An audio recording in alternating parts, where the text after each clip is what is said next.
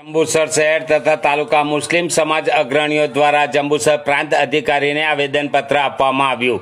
જંબુસર વિરોધ પક્ષ નેતા શાકિરભાઈ મલેકની આગેવાનીમાં પ્રાંત અધિકારીને આવેદનપત્ર આપવામાં આવ્યું, જેમાં શહેર પ્રમુખ ઇરફાનભાઈ પટેલ, યુસુફ ખાં પઠાણ, મુસ્તાકભાઈ કારભારી, ઇસ્માઇલભાઈ રામદેવ, કાદરબેગ મિર્ઝા સહિતના આગેવાનો હાજર રહ્યા હતા।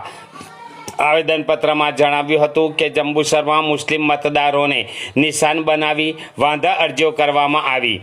ભરૂચ જિલ્લામાં ખાસ મતદાર યાદી સુધારણા બાદ હવે મુસદ્દા મતદાર યાદી જાહેર કરવામાં આવી છે। જંબુસર વિધાનસભા મત વિસ્તારમાં મુસ્લિમ મતદારોના નામ ઇરાદાપૂર્વક કમી કરવામાં ખોટી વાંધા અરજીઓ કરવામાં આવી હોવાના આક્ષેપો વિપક્ષે કર્યા છે।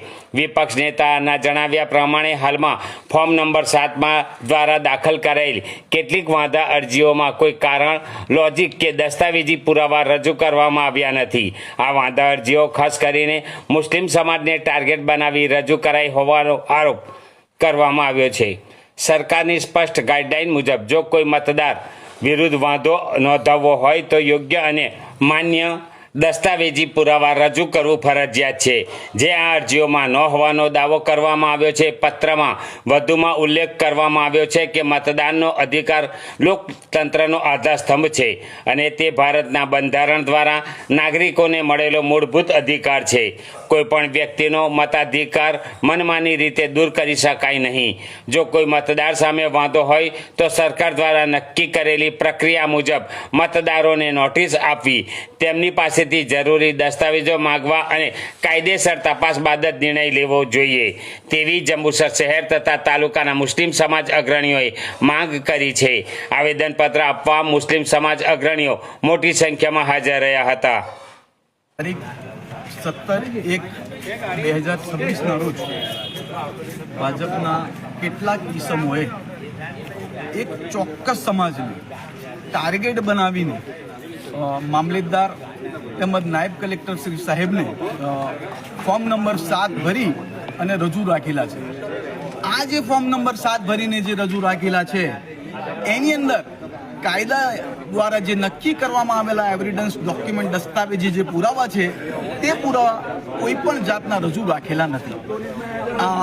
આજ રોજ અમે સમસ્ત સમાજના આગેવાનો તેમજ તાલુકાના આગેવાનો આજરોજ જમા થઈ અને નાયબ કલેક્ટર શ્રી સાહેબ અને મામલેદાર સાહેબને એક આવેદનપત્ર આપેલું છે અને એ આવેદનપત્રની અંદર અમે એવી ડિમાન્ડ કરેલી છે કે આ જે લોકોએ જે ફોર્મ નંબર 7 જે ખોટી રીતના ભરીને રજૂ કરેલા છે એ લોકો સામે સખતમાં સખત કાયદેસરની કાર્યવાહી થાય। અમે અમારી રીતના જે કાર્યવાહી કરવાની છે એ અમે કરીશું। અમે એમની સામે FIR પણ દાખલ કરાવીશું અને હાઈકોર્ટની અંદર PIL પણ દાખલ કરીશું। પણ આપના માધ્યમથી હું આ લોકોને જણાવવા માંગુ છું કે જે લોકોએ ખોટા ઓબ્જેક્શન લીધેલા છે એ ખોટા ઓબ્જેક્શનના અગેન્સ્ટની અંદર અમે લોકો આ જે સાચા મતદારો છે અને એમના મતાધિકારો ડિલેટ ના થાય અને એમને પૂરતી તક આપવામાં આવે તે બાબતે આજ રોજ અમે મામલેદારને રજૂઆત કરેલી છે, નાયબ કલેક્ટરશ્રીને રજૂઆત કરેલી છે, જે ધ્યાન પર લાવી અને આગામી જરૂર પડતા અમે જરૂરી પ્રોગ્રામ પણ આપીશું। જય હિન્દ, જય ભારત।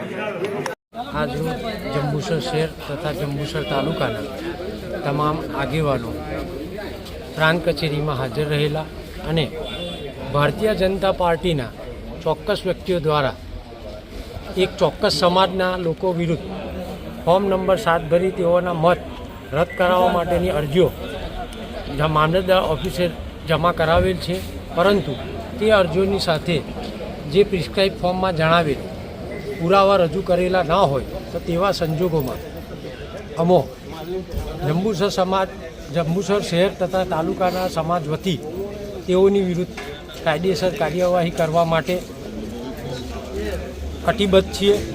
તેમજ પ્રાંત અધિકારીને જે રજૂઆત કરેલી છે એ રજૂઆત મુજબ દરેક મતદારને પોતાના બચાવ તેમજ પુરાવા રજૂ કરવાની પૂરતી તક આપવામાં આવશે એવી હૈયાધારણા આપવામાં આવેલી છે, જેથી હાલની વાંધા અરજીઓ દફતરે થવી જોઈએ એવી અમારી ચોક્કસ માંગ છે। આજ રોજ સમસ્ત જંબુસર તાલુકા ભારતીય નાગરિકો દ્વારા એક આવેદનપત્ર પ્રાંત અધિકારી સાહેબ શ્રી જંબુસર અને મામલતદાર સાહેબ શ્રી જંબુસરને આપવામાં આવેલ છે. એ બાબતનું આપવામાં આવેલ છે કે આ લગભગ 20,000 મતદારો જે જંબુસર તાલુકાના છે તેમના નામો કમી કરવા માટેની અરજી આપવામાં વાંધા અરજીઓ આપવામાં આવેલ છે. તે વાંધા અરજીઓ આપનારે અમારી જાણકારી મુજબ કોઈ વાંધા અરજી સાથે કોઈ આધાર પુરાવા રજૂ રાખેલ નથી અને આ જે વાંધા અરજી આપવામાં આવેલ છે તે વિરુદ્ધ તે ખોટી અરજી આપનારાઓ વિરુદ્ધ કાયદેસરની કાર્યવાહી પ્રાંત અધિકારી સાહેબ અને મામલતદાર શ્રી જંબુસર કરે તેવી રજૂઆત કરવામાં આવેલ છે અને જો એવી ખોટી વાંધા અરજીઓ આપનાર વિરુદ્ધ કાયદેસરની કાર્યવાહી કરવામાં ન આવે તો જંબુસર તાલુકાના આગેવાનો તેવી વ્યક્તિઓ વિરુદ્ધ એફઆઈઆર રજીસ્ટર કરવા માટે ઉપલા અધિકારીઓશ્રીઓને અને એ સંબંધિત નામદાર હાઈકોર્ટમાં PLI પણ દાખલ કરશે.